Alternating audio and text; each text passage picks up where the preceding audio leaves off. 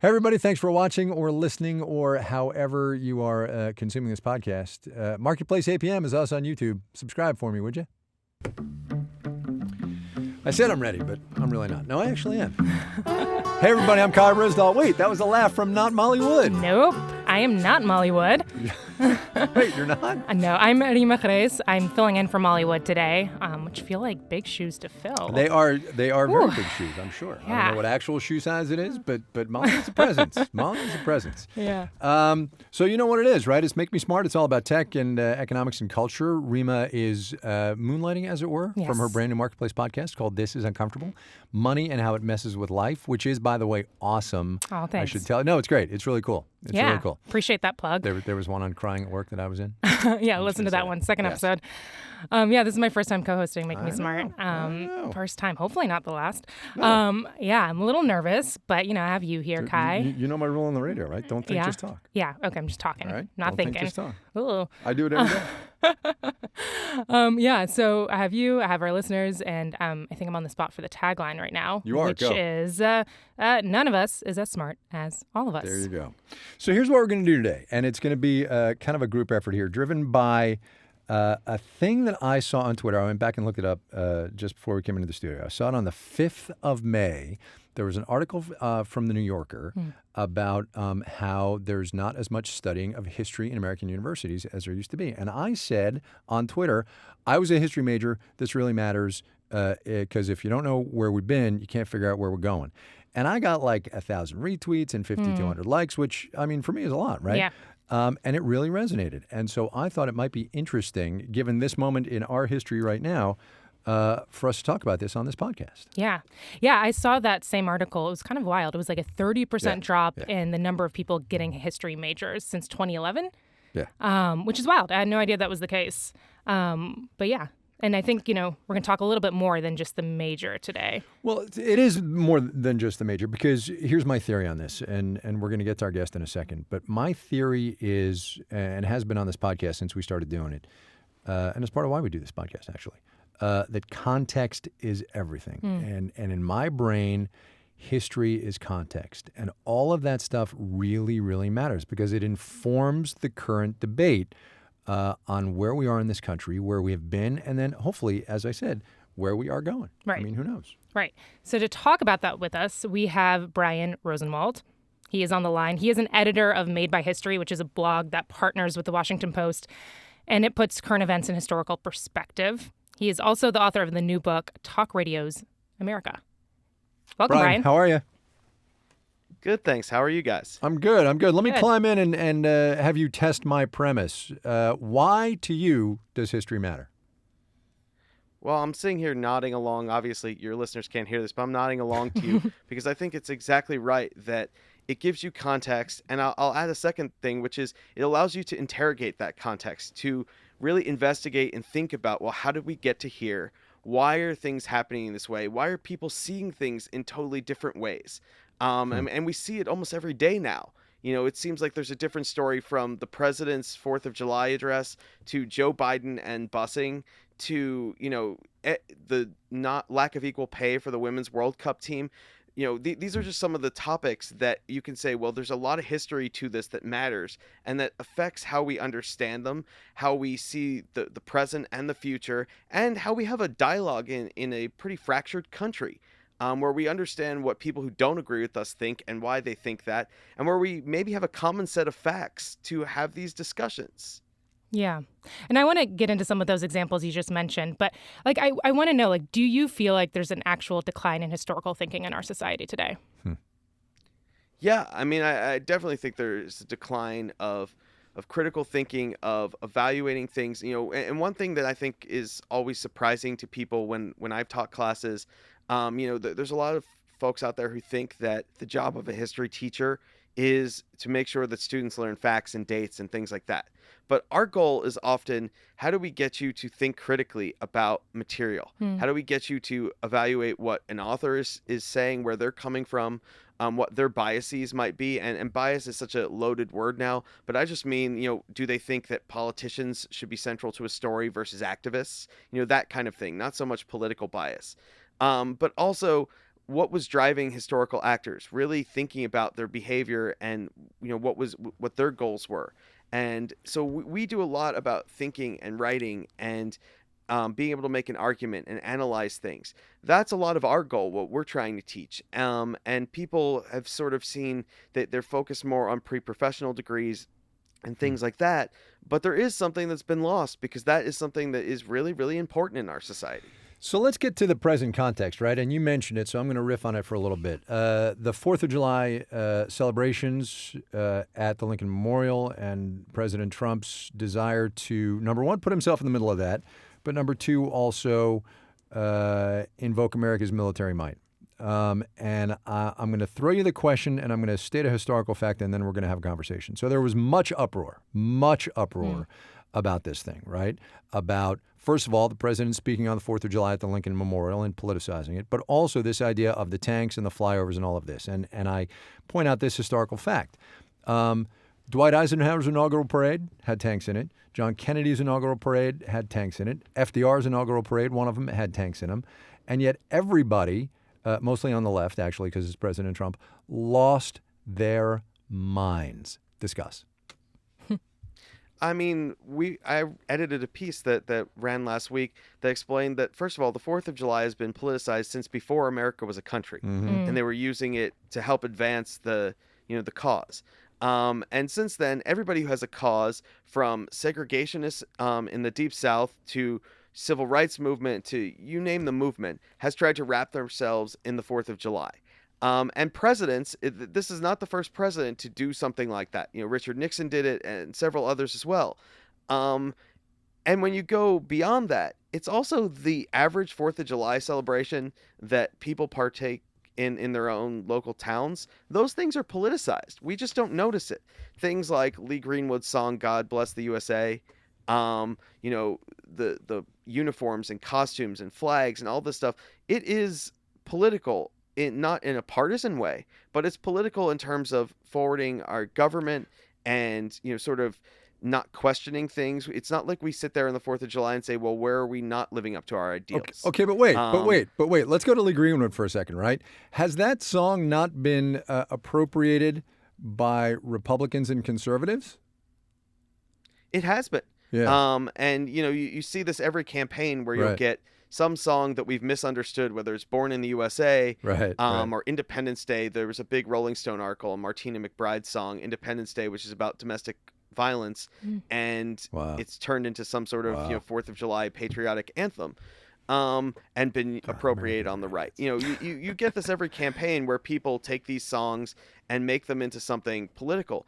But, the thing and the left did go absolutely crazy over this, as though Donald Trump was the first person who's ever done this, and we've never seen anything like this. And in reality, everything that we do on the 4th of July has a bit of political context in terms of sort of adhering to our norms and reinforcing a certain patriotic ideal and the valorization of America. And there's no nuance, there's no context. You get people on the left. I had them come at me on Twitter when I shared this article. You get people on the left saying, well, everything's different now, and or America has failed at all these ideals. Right. And when you say to them, well, wait a second, America's also done these amazing things, they get angry. And if you point out those failings, the people on the right tend to get angry. And nobody wants to actually say, hey, let's drill down into this critically. Let's recognize the good, let's recognize the bad, and let's evaluate what our country has been and what it can be and what it should be and what the ideals should be. I want to talk about another historical reference too that's been making the rounds lately. And it's comparing the immigration detention centers with that's a good one. With the concentration camps. Speaking of loaded terms, right? Yeah, with the concentration camps at the Holocaust. And how the Jewish community has come out and said, don't use those words, because the Holocaust is a separate deal, and we're having an ahistorical debate. Sorry, that's exactly what's happening. And so there are all these parallels that are being made. And so obviously it's a serious analogy. So I'm curious, first of all, what you make of that analogy, and generally, when is it appropriate to make these kinds of historical parallels? Yeah. So I'm an American historian. So what I've done is rely over the last couple of weeks on my colleagues who study the Holocaust, who study European history. And most of them have said, there is something to this comparison. What is critical about understanding it is that concentration camp does not just mean death camp. that there is a broader context and a broader history of concentration camps that is not just the Holocaust. And I think that, certainly we want to be careful with historical analogies because you can go too far and there are these fault lines. Even as the Jewish community is kind of divided somewhat on political lines over this, there are people who are upset by this, who say, well, what you're doing is saying that immigration detention centers are as bad as these death camps that killed, relatives in my family and things like that. And so you want to be careful of those kinds of feelings and sentiments and whatnot. But what the analogy, what analogies help us to do is understand the present, is understand where things may go or what the dangers are lurking. We to use another American example, we have the camps, the internment camps in the early 40s, where we've almost universally now decided that as a society, as a country, the government's apologized that this was a terrible chapter in our history. This was a mistake. At the time, we thought this was a necessity for security. And there was a lot of racialized feelings that fueled that. But, there was a sense that the security of the country was at stake and we have to do this. Ideally, what we do in this kind of situation is learn from it, is learn from the mistake we made there, is learn, how 50 years from now, Americans might look back on this episode in our history, and to understand it. And, what historical context is really good at, and I think we really need it in the Trump era, is understanding what is new and novel.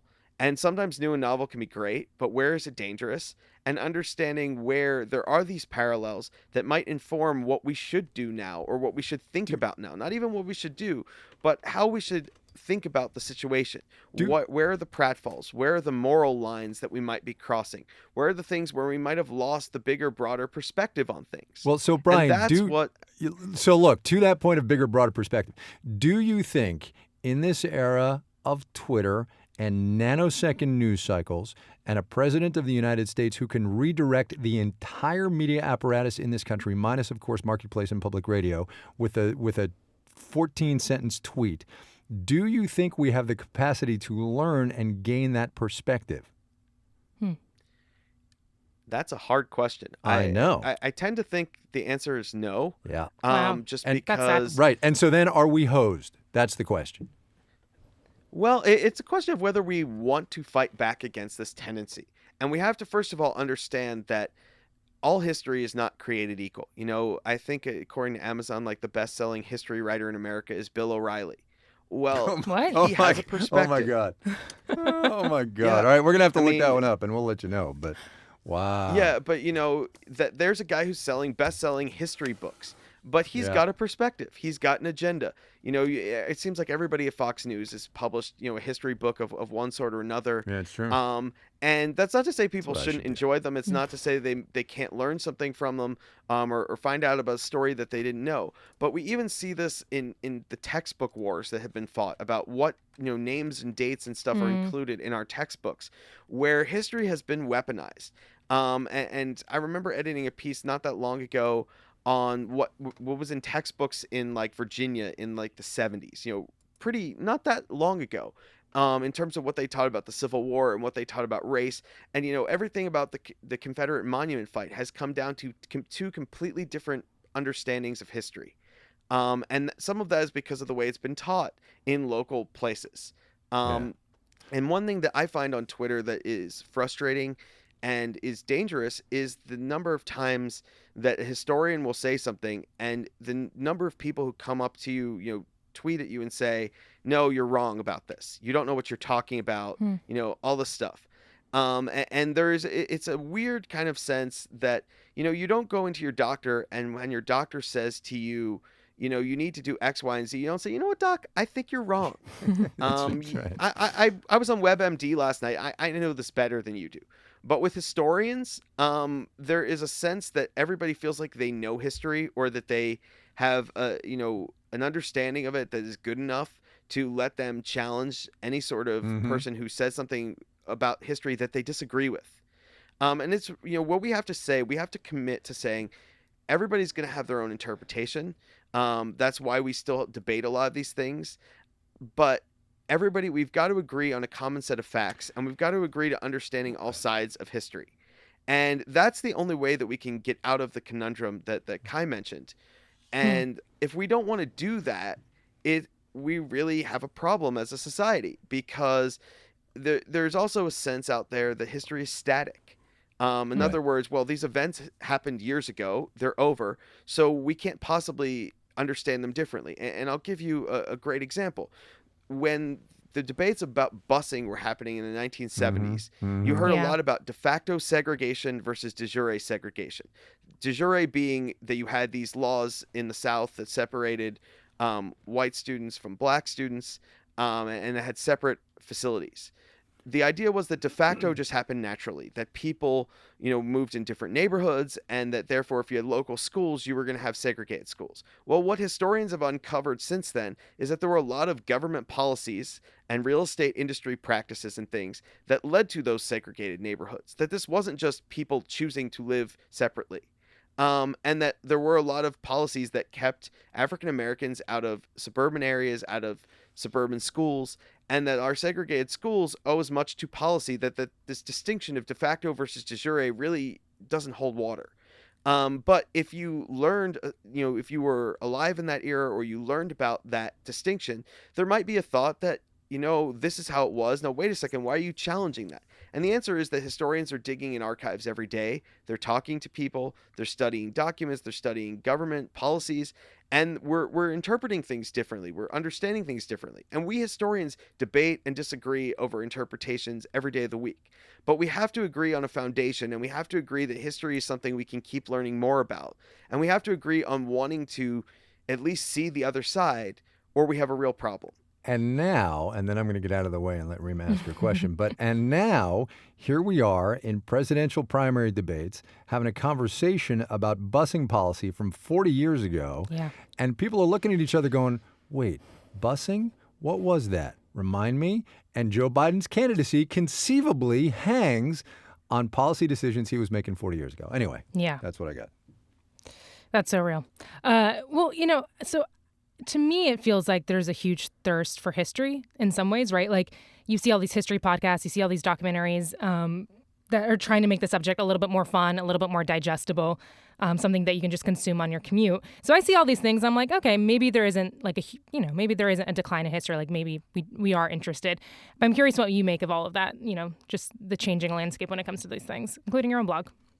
It's encouraging that people want to learn. We obviously, as historians, have to do a better job of writing for the public, of engaging the public, of getting ourselves out there. Because otherwise, if we vacate the playing field, then the people who are going to be doing history are either going to be people who have an agenda, or people who mean well but may not have the same perspective to be able to find things. And you've seen things over the last couple of months where you've had journalists who have delved into history and have misinterpreted something. And historians have said, whoa, wait a second. It happened with Cokie Roberts on abortion. It happened, I think it was Naomi Wolf, who got corrected on the air about something she just misinterpreted. And, one thing that people don't know about historians, I'll have this all the time where somebody will ask me about a fact or a date or something, and where we have to say, we're specialists. Just like you see with doctors or lawyers, we have a really deep knowledge about our own areas, but there are thousands of history books coming out every day. And I mean, I wish I could read all of them. If someone could give me that skill, I would love to be able to, read that fast. But yeah, I mean, there's something that would be great, but where you need that expertise. And the thing with this stuff, what I say to people is, yes, I am all for history podcasts. There are some great ones out there. I am all for long form journalism delving into history. But, I'll go back to busing. There's a lot of context. There have been stories I read on Joe Biden's record about crime policy and, that kind of debate, another racialized kind of issue. And the reporting on his record has been solid. The interviewing's been great. But there's a broader context in literature about crime and why Democrats took the tack they did, where the American public was coming out of the 1960s, what the political demands were. And that's important context in understanding his decision making. And we don't see as much of that because that's something that historians know, that literature. Historians can call upon that. So what I say to people out there is, yes, read history books, listen to podcasts, read articles, but just be aware of, first of all, who's writing those. Maybe Google the author, try to find out where they're coming from, understand that there may be this deeper thing. And there's so many historians on Twitter. Kevin Cruz is obviously the biggest name from Princeton, who has developed a huge following. But we're out there. We want to answer questions. If people have questions, try to find things from academic presses. Some of those books, I know I made people just cringe. A lot of people out there who remember books from college texts and things like that, they say, oh, I don't want to do that again. But there are a lot of books out there. Yeah. Right. But there are a lot of those books. My book is coming from the trade division of an academic press that is designed. I wrote it for the public. I'm not going to tell you I write James Patterson level page turners, but the idea is to be understandable and accessible, and more historians are doing that. And there are places that you can go to find this, like my own site where 90% of our authors are historians, but where you can find this historical context and you can find out more about that podcast episode that was really cool, that you enjoyed a lot. So seek this context out. And a pitch that takes us back to the topic of history majors and history classes. If you're a college student out there, take those classes. They're going to help you to understand how to think. They're going to make you a better businessman, lawyer, doctor, whatnot. They're going to make you a more engaged citizen. If you're a parent out there and you have a student in college, encourage them to take those classes. I know there's this temptation to say, especially as tuition costs rise, go take those business classes or go take those pre-med classes. But as Kai has found, those history classes are useful for you. They're going to help you in ways that you're not even sure. They will get you a job in public radio low these many years later. That's what they will do Kai for you. Ryssdal. Brian Rosenwald is the editor of a blog called Made by History. It partners with the Washington Post. Current events in historical perspective, which is what we were trying to do today. His book, by the way, is called Talk Radio's America. Brian, thanks a lot. I really appreciate you coming on. Thanks, Brian. My pleasure. Bye. Great talking So there with we you go. guys. That was my little thing on history. Yeah. If you are a history major out there, write to us, voicemail us. Let us know what you think. Yeah. It's, what is it? Make Me Smart at marketplace.org. And we'll put it on the podcast. Yeah. All right. It's time for our break. And then we do a thing that you all call fixations. It'll be great. I never really liked that name. Just figured I'd say that. All right. Here comes this thing. Bye. I know, right? It's a catchy little ditty. We're back. It's me today with Rima Craze from the Marketplace Podcast. This is Uncomfortable Money and How It Messes with Your Life. Check it out. Yes. Molly, what I will tell you, has survived her trek into the Montana wilderness. I saw her on Instagram the other day. Yeah? They had to turn back because there was so much snow. Oh, I didn't even realize she was in Montana. Yeah, she was like all hell and gone Montana, camping and stuff. I think it was supposed to be like a week, and they went 3 days and ran into too much snow. Oh, so my they turned God. around. But she has survived. Oh, so she'll be back. And she'll be back. Don't worry, y'all. All right, what do you got? So, fixations. So first of all, you're actually prepared. Ms. Wood, I am prepared. Ms. Wood usually, regular listeners will know, No. either has two or none. No. So what are we talking about? Taking it seriously. I don't know if this article is the most serious thing, though. Okay. But it's interesting, and I was thinking about it. I read it last week, and it is about screen times. So I love thinking about like how much we're spending on our phones and how they're taking over our lives. Do you do the screen time function I on your do. iPhone? Do you? Yeah, and I do it when I want to like feel horrible about myself, and then I look at it. Why do you do that? I don't understand. I'm like, why am I spending 5 hours on Instagram? Feel yourself? What is that? Well, it's shocking. Like when you go on it's you're like, absolutely am I a appalling. monster? Yeah. Why am I not looking up? Anyway, so there was this article in the New York Times last week about how families, so this is in the context of like kids. Right, and parenting and all that. Yeah, stuff. and it's so in the context of that, and it's how a lot of families and schools are hiring like so-called screen consultants. Anyway, Yeah. you give your riff, and then I'm going to give my reaction. Okay, so basically screen consultants, they come into schools, homes, and they help people, they help parents teach their kids not how to be on their phones. And so, like, there's this one woman who I think charges like $80 to $250 an hour. And then parents will do like 12 sessions. So it's like, oh, no, that's a lot of money. You are making that up. No. And it's kind of funny because if you read the article, she's like, yeah, I tell them to, like, do you have a ball? Like, kick the ball. Do you have a jump rope? Oh, my God, $250? I know. How about this? You ready? Yeah. And it's going to take 4 seconds. So at $250 an hour, that's what, like $1.50? Put down the phone. Yeah. Right? Period. Put down the phone. Yeah. And I think, like, there are all these services out Go there. play with the dog. Yeah. Yeah. Just do it. Well, I think there are all these services out there that tell us to do things that are like pretty obvious to us. Do you know what I mean? But like this seems like so obvious. It's so obvious. It's like, yeah, there's value, nutrition, and lifestyle things. But like, anyway, so there's this whole thing that's happening. And I think the idea is that like parents like have forgotten what it, like they haven't experienced what it's like to teach their kids. There are generational parenting things here, right? Yeah. Like, there are parents now who, were, so let's say you're a 30-year-old parent and you've got a 5-year-old. So you probably remember when phones weren't a thing. Yeah. And so it's a new thing for you to parent this kid who picks up your phone and intuitively knows what to do with it. That's And the maybe you idea. know how to get over it, right? Yeah. But there are older parents, of which I am one, Right. who will say, put down the damn phone.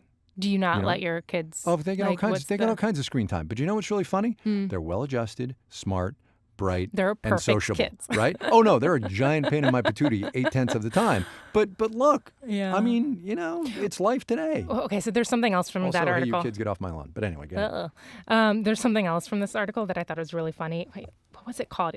There's something. Have you heard of the wait until 8th pledge? No. So I think it's like this movement where you promise complete abstinence from your phone until 8th grade. From your phone. In case you did not know that. And This podcast is completely different with you on it. I'm just saying. Anyway, go ahead. And and then I think there was this one parent who was quoted that said her daughter can't have a phone until she goes to college. So that's a little. Ooh, that's a little abstinence tough. until That's a little 18. tough. So we gave the marker for us was, and this is more than probably anybody wants to know. The marker for us was 6th grade because at 7th grade they go to a different campus where they're not within walking distance and they're in the high school and it's a bunch of things. But they all got basically flip phones, right? Not smartphones. Oh, so they can't go none on of that the jazz. internet, the World Right. Wide Web. Until the 4th child came along. And in 5th grade, my wife and I just surrendered, and we were like, "Here's your damn smartphone." Just like stop bothering us. Yeah. Right. Yeah. And look, she's the smartest and most sociable of all of our 4 children. So go figure that out. Interesting. Anyway, whatever. That's a good article. So it's look, interesting. send us your thoughts. Make me smart at marketplace.org. This one will get a lot of feedback. Yeah, This I want to one hear will what get a lot y'all of think. feedback, Yeah. Would you pay someone to do that? No, God, no. All right. There might be people who will. I don't know. What's your fixation? So I'm going to be very quick because I've said this before, but the President of the United States has made a habit of beating up on the Chairman of the Federal Reserve, as we all know, Jay Powell. Central bank independence globally is a big issue. God, I sound so boring compared to yours. Jesus. So look, here's the only thing I want to say.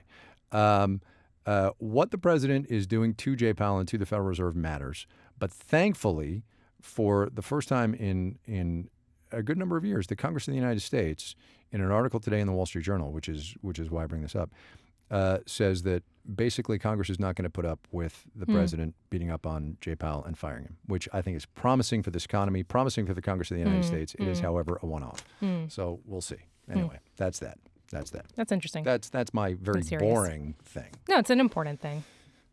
Thank you. From your phone. The Fed is important. The Fed's important. All right, mailbox. Here it is. Save me Hi, from Kai and myself. Molly. This is Brent in Detroit. This is Rebecca from Baltimore. It was great to hear comments on my question about GDPR. I wanted to put in my vote. I want to discuss a slightly different but maybe related thing. All right, we are going back to the land of CEO compensation, which was it last week, 2 weeks ago? Somebody up there tell me when it was. 2 weeks ago. All right. It was 2 weeks ago where we talked about CEO compensation as part of a bigger series we're doing on economic inequality in this country. Randy Avis sent us a voicemail. Says he's an average worker, and he had this to say about the pay gap the pay ratio rather, between CEOs and everyday workers in their companies. I listened with interest to your recent podcast on CEO pay, and I certainly agree that pay disparity is a real thing. However, when I hear the term wealth tax, I cringed. Okay, so why? And we're going to need a follow-up voicemail on this one because I want to understand why you cringe. And we should say that our guest in that podcast, Heather Boucher, suggested a wealth tax perhaps, and Elizabeth Warren has talked about a wealth tax on the campaign, like on the way, way high earners, right? And people have supported that. And people have totally supported it. In point of fact, a lot of Americans support a wealth tax, right? Yeah. And just to square the circle here, if you think back to history and the Gilded Age, and how income disparity led to a lot of really bad things in this economy, there's a case for leveling things out. I don't know how you do it, but certainly Taxes are one of them. Yeah, I'd be curious to hear his pushback on that because, yeah, there is like some valid pushback in terms of whether or not it would actually work or generate enough revenue or, all that stuff. Totally.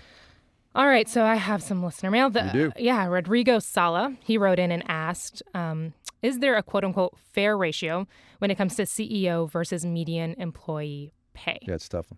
Right? Yeah, I don't. Yeah, there isn't, but I don't think there's any right answer. But apparently, cities have been, some states have been trying to figure it out. Portland did something pretty groundbreaking recently, and it passed legislation earlier this year that taxes companies that pay their CEOs 100 times or more the average worker. Right. And then there are a handful of states, California, Massachusetts, Minnesota, that have also introduced similar. And you can see how that breaks down on political lines, right? California, very blue. Minnesota, sort of purplish. Yeah. Massachusetts, same deal. So it's, I don't think you're going to see those in like Texas.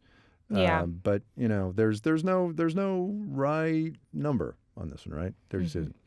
Daniel Schlossberg, he is a CEO of a family-owned publishing company, works with authors who earn more than his family's profit from their business, from their books.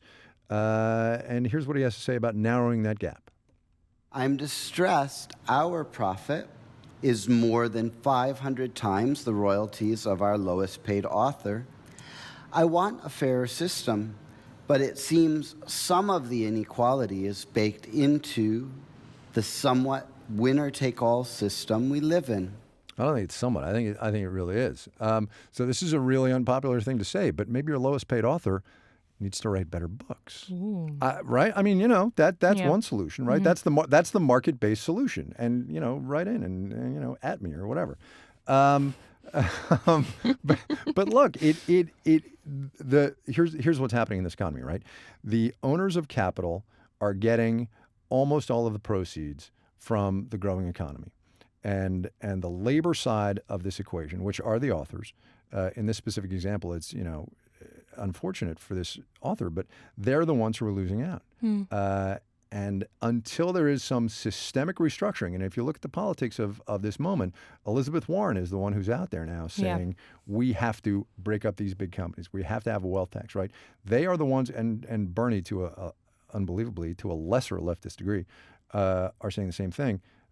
We have to fundamentally restructure this economy. We can't nibble around the edges anymore. And we're going to see how that plays out in a year and a half, 16 months, whatever it is. All right. And then it's time for the Make Me Smart question. Yeah, buddy. So the question is, what's something you thought you knew, you later found out you were wrong about? Alexis Coe, she's a historian based in New York. She is the author of several books, including the upcoming You Never Forget Your First, a biography of George Washington. It's a great title. It comes out next year. And here is... From your phone. Sorry. And here's her answer. I thought that the only job available to historians, to people who had gotten masters or PhDs, was teaching. I thought that I could be a high school teacher or a college professor, and that was it. And I discovered after my master's, so well into graduate school, that I could in fact have a career in public history. And I happened to live in Brooklyn Heights at the time. And so I walked into the Brooklyn Historical Society and offered them my services. I didn't need to get paid at the time. I had a package, and I just thought surely they have some use for a historian. And in fact, of course, they did. They had an entire program for graduate students. And I became an intern and then was put in charge of the interns and then hired on a freelance basis. And I found this entire life I didn't know existed, first as a research curator at the NYPL, then as an author, then as a podcast host. And so there's an entire world out there for history majors that people don't know about. And I hope that people learn a lot sooner than I did that there are far more available. There you go. I like that. Yeah. That was good. That was good. Goes back to what we were talking about earlier. There you go. Like the decline of history majors. Yep, for sure. For sure. That might be part of the reason why people don't do it. They the don't Make know. Me Smart question, of course, is what is something you thought you knew, but you found out you were wrong about? The voice memo goes to makemesmart@marketplace.org. Also, and don't forget, we've got a newsletter. It's really awesome, actually. Check it out, yeah. You should totally check it out. It's marketplace.org/newsletters, and there's nuggets in there for all kinds of people who are interested in history and everything else. So check it out. All right. All right. deep intake of breath. I thought it was me. No, you go. I do the You credits. go. Okay. There you go. So Well, you do Make this Me part. Smart is Yes. produced by Sharon Morris. Senior producer is Eve Tro. Tony Wagner is our digital producer. And thanks to our video producers, Ben Hethco and Summer Dunsmore, who are responsible for these cameras staring at me right now. I know, right? You're like, I'm going to do radio or audio. I know, and I'm not like, gonna have to why? deal with it. I'm Yeah. like, no, man. Audio, to quote Ira Glass, audio means no picture. Ah. All right. Yes. And also, in addition to all those other people, Rima Crace Aw. for taking half an hour on a Tuesday and just hanging with us. Yeah, it was it's been great to have fun. you. I really Yeah, appreciate thanks. it. And once again, her podcast, This Is Uncomfortable, about money and how life messes with it. Check it out. It's something new from us. And I think it's really cool. Thanks. It's really cool. This week's program engineered by, stick your head up, Daniel. Daniel? Yes, Daniel Ramirez. Theme music was composed by Mr. Ramirez, also Ben Tolliday. The executive director of On Demand, who's sticking her head in the control room right now because, Hey, she's got to swing by. Sitar Nieves, senior vice president and general manager, who occasionally listens to the end, is Deborah Clark. She'll make it. She will. She will this time because you're here. Oh. All right. We're done. That's it. There we Woo, go. That's we the did whole it. smash. That We're wasn't done. that bad. 36 minutes of your time. Yeah. It's, yeah. Thanks.